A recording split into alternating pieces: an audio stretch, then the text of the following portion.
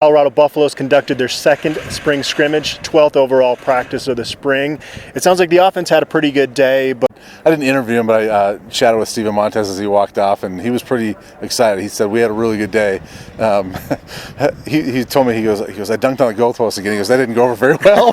He goes, I need to stop doing that. But, yeah, he said the offense had a really good day. He didn't mention any guys specifically, but the one specific we kind of got out of the scrimmage was that, Mel Tucker said that they were a little banged up on the lines, but guys got after it, and he was kind of proud of the way they got after it. But yeah, we didn't really get a whole lot of specifics on which guys shined. K.D. Nixon told me they were down to 4 defensive linemen out of this scrimmage today, which I've made this point a couple times. I don't know how you have a traditional spring game if you're that banged up on the D-line. Well, I guess, with the spring game being the last practice, if they're not that bad, you just, hey, go out and play today, and you got several months to recover. But you're right. I mean, I don't know how they're going to do that. We'll see. Maybe a week from now, or 8 days from now, maybe those guys are maybe just kind of dealing with a twisted ankle. They'll be okay. I don't know, but certainly they only came in with 5 scholarship defensive linemen anyway this spring. So yeah, it'll be interesting to see what happens this next week with the physicality that Tucker's preaching. If that's a little much for these guys, are they going to be able to do that? I think that's probably a question we're going to have to ask him next Wednesday, like where are they actually fitting or sitting as far as being able to do an actual spring game. We've heard time and time again, the tight end is going to be a huge part of this offense going forward. 11, 12 personnel is being implemented. You had a chance to talk to the new tight ends coach, Al Papunu. What was kind of his message for you? Yeah, he was saying, obviously they're going to use them, but there's a lot of learning going on with those guys, and they've got a long way to go. I mean, it's a group that he likes, that certainly got a lot to prove. And Jalen Harris is a guy that I think that being a grad transfer from Auburn, we hear that and think, okay, that guy's going to start right away.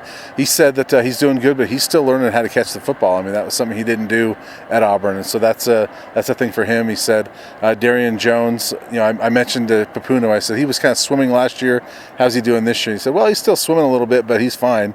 But he's getting better and improving. So Brady Russell, obviously he likes, and Bo Bisharat, Mel Tucker talked about him, that he brings some versatility to that spot. So I think it's still a work in progress. I mean, they want to use the tight ends, but certainly it's a position that's got a lot of work to do between now and September, or August, really.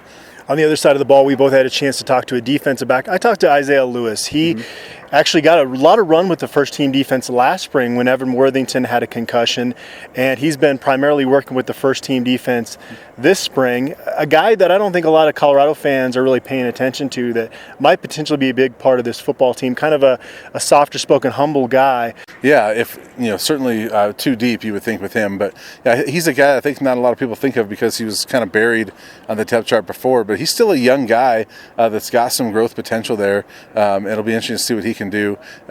Safety is such a wide open position that who knows? I mean, it could be Hassan Hippolyte and Mark Perry. It could be Aaron Maddox, who hasn't been out here. It could be Rakestraw. It could be Isaiah Lewis. So safety is going to be interesting to watch all the way into the fall. Ronnie Blackman is someone you talked to. Playmaker, but also, definitely had some head-scratching moments as a returner last year. Yeah. How is he doing? He said he's just trying to learn as much as he can. He's trying to be versatile. He's playing a little outside, a little inside corner. He said that he's been working at the star a little bit recently, playing nickelback. So he wants to play some safety as well. He said he wants to learn as much as he can.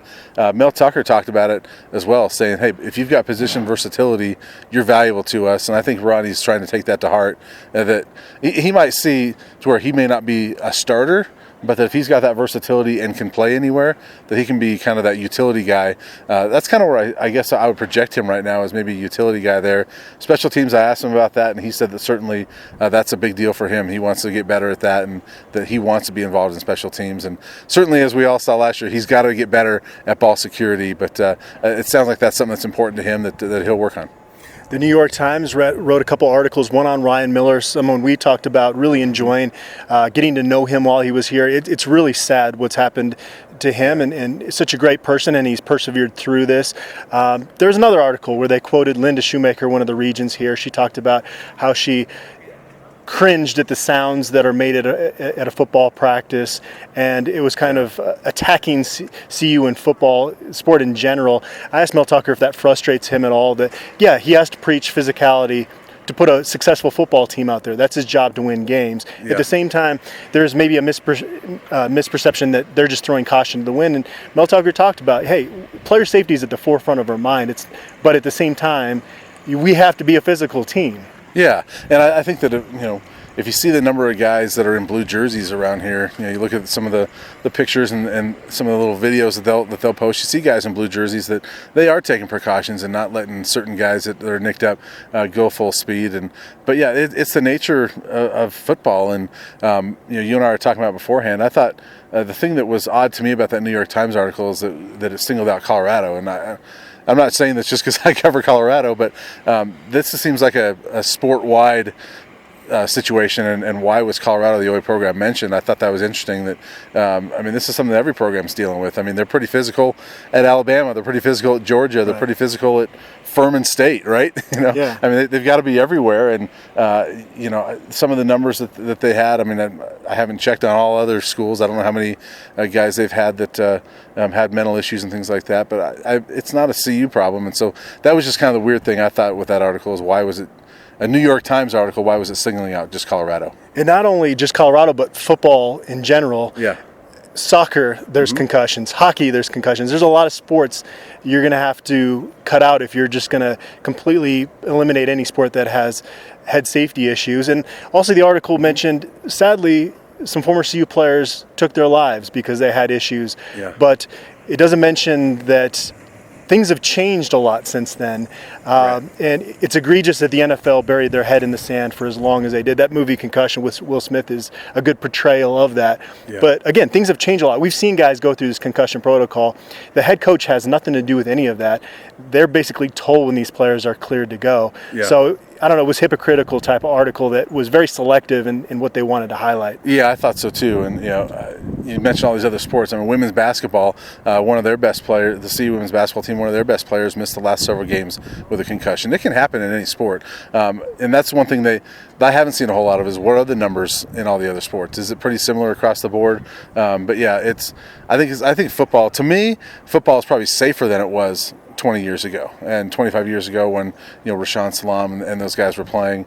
It's probably safer than it was 10 years ago. We won't find out maybe until 30 years from now, but I think some of the points that they're making in the article are good. I just think it needs to be more widespread, more than just Colorado, more than just football.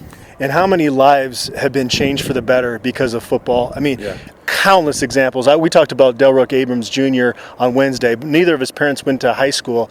Yeah. He has this opportunity because of football.